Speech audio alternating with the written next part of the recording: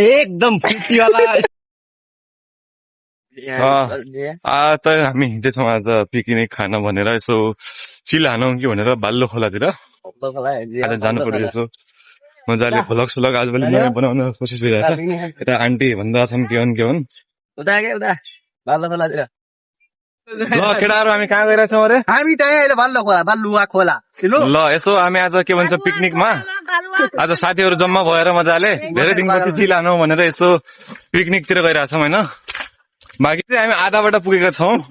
केटाहरूको अलिकति भनाइ रहेछ कि आज चिसो चिसो सब हान्नुपर्छ भन्ने छ होइन। के छ केटाहरू भनाइ? एकदम भने त हुनु पर्यो नि। अब के गर्ने, गरिब मान्छेहरूले पैसा चाहिँ चढ्न सकेनन् यस्तै ठिक छ तैपनि व्यवस्था गरिहाल्छौँ हामी। अहिले चाहिँ आधा बाटो पुगेछौँ।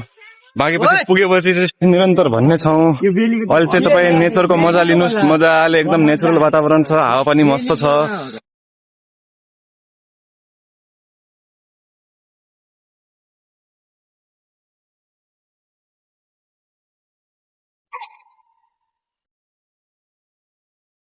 जङ्गल त छ तर अब के भन्ने, यहाँ जङ्गली जनावरहरू छैनन्। जनावरको नाममा यिनीहरू हेर्नु अब के भन्ने। बाटो चाहिँ यस्तो छ, अब के गर्ने, अवस्था गम्भीर चाहिँ छ। ठिक छ काम चलाउनै पर्यो अब होइन नवीन? के छ केटाहरू हालखबर? अलिकति नजिक आएर यहाँ टिभीमा भनौँ न। खै त फेस देखाएर भन्न यता। अङ्कलजी के छ खबर? ठिक छ? आउनु बेकार रहेछ क्या। बाटो खतम छ के? सिपले भनेपछि फेरि मोबाइल एकातिर, मान्छे एकातिर, भाँडाकुँडी एकातिर, खाना एकातिर।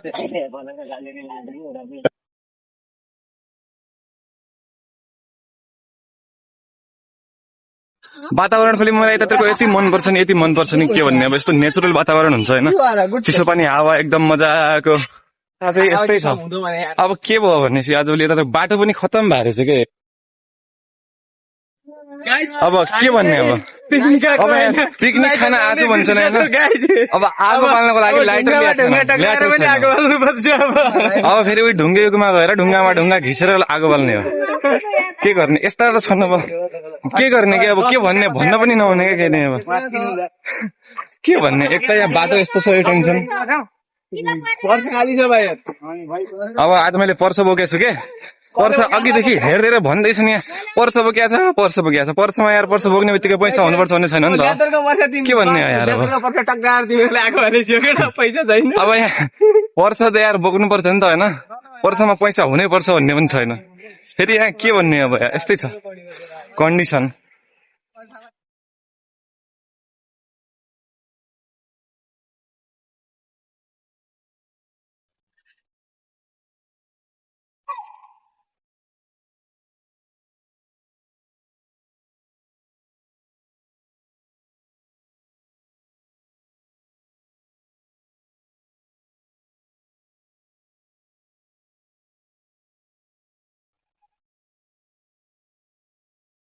अब यहाँ चाहिँ हामीहरू एकछिन विश्राम गर्छौँ, त्यसपछि पानी पनि पिन्छौँ। त्यहाँ माथि चाहिँ हामी पानी पिने हो।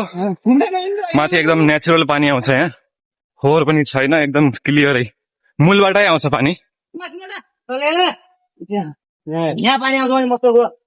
यहाँ हेर्न सक्नुहुन्छ एकदम मूलको पानी।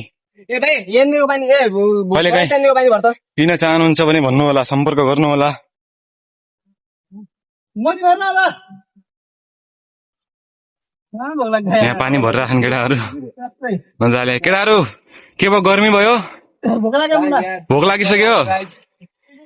ल ठिक छ ठिक छ। ल पानी मलाई पनि देऊ है केटाहरू। ए म यहाँ ठुलोमा छु, अङ्कल पछि।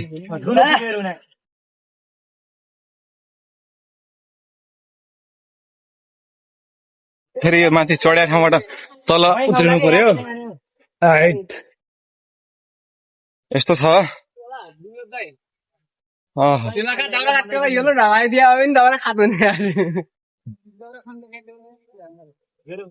यस्तो बाटो छ, हामीले तल पुग्नु पर्ने हो। पुरै माथि आइयो। ठिक छ हामी जाँदैछौँ अहिले। एकदमै पनि गाइज ल आजको टुरमा चाहिँ मजा आउला जस्तो छ है एकदम हावा पनि स्वस्थ एकदम भन्छ नि पहाडको एकदम फ्रेस फ्रेस अक्सिजन लिनेछौँ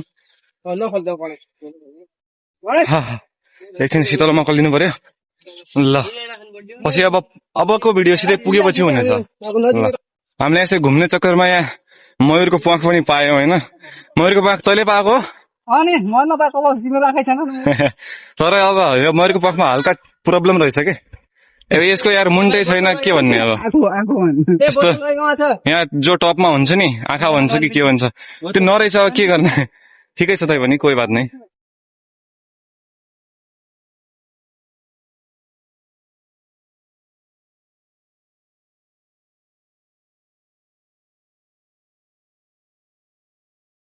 अब फाइनली हामी चाहिँ खोला एरियामा पुगेका छौँ यहाँ खोलासम्म हामी पुगिसके यो एरिया चाहिँ चुरे गाउँपालिकामा पर्ने गर्छ हाम्रो चुरे गाउँपालिकाको वडा नम्बर मलाई ठ्याक्कै थाहा भएन चुरे गाउँपालिका यसलाई फेरि बालुवागडा भनेर चिनिन्छ बालुवागडा यहाँको कैलाली चुरे गाउँपालिकाको बालुवागडा कैलाली भनेर अब फाइनल्ली हामी आफ्नो डेस्टिनेसनमा पुगिसकेका छौँ त्यो पारी चाहिँ एउटा गाउँ छ बालुवागडा भनेर चिनिन्छ यो गाउँलाई हामीहरू पुगिसक्यौँ अब एरियामा यही हो अड्डा भनेको ल त्यहाँ माथि दुईजना केटाहरू चाहिँ गाउँमा गएको छन्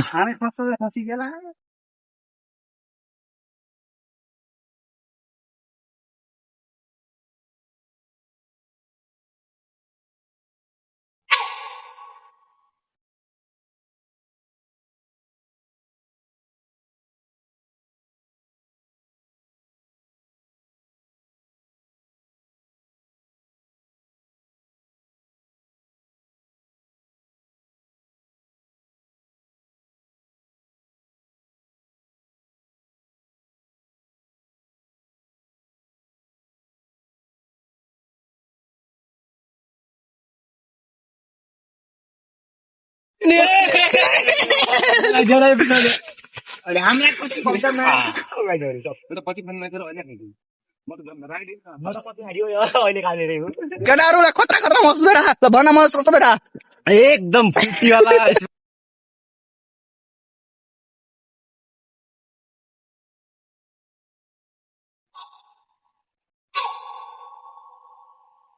आज चाहिँ हामी यहाँ चिलमा छौँ मजाले मजा आइरहेछ हामीले के भन्छ शिकायत गरेको छैनौँ पानी सानो छ तर पनि हामी के चित्त बुझाउँछौँ टेन्सन छैन पानी नदीमा पानी नफालेर मोबाइल नदीमा नफालेर नदीमा मोबाइल हामीलाई नदेखाउने फोटो